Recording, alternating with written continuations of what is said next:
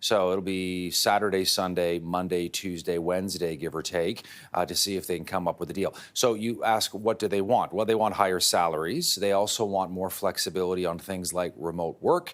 They also want more pension benefits, and some of them have said, look, we want to be paid the same as other law enforcement agencies are paid, perhaps the RCMP and others. That's an open question over whether they should get that kind of money.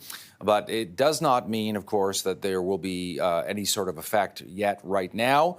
So things will continue to operate normally at airports and border crossings. Let's bring in CTV's Kamil Karamali, who's standing by in our national newsroom. He has been following this throughout the day for us.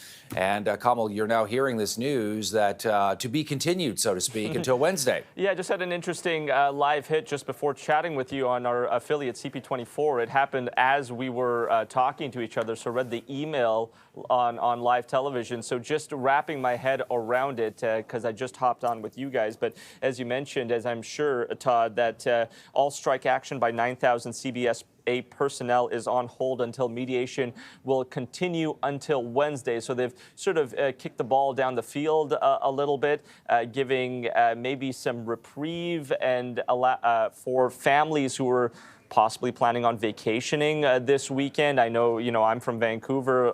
There's a lot of back and forth between Seattle.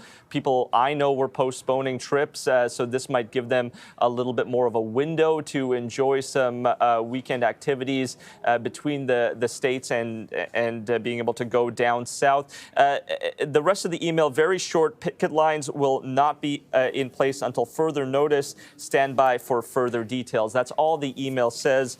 And just a little bit of an update. I also got off the phone prior to this with some businesses I was in touch with at the Windsor-Detroit border crossing. And, we talked a little bit about, as you mentioned there, employees, these 9,000 employees, about 90% of them have been deemed essential. So they can't walk off the job, but they can take part in job action outside of their working hours. But what they can do while they are on the job is something called work to rule, where they can throw everything in the rules and regulations into their job, and that might slow down and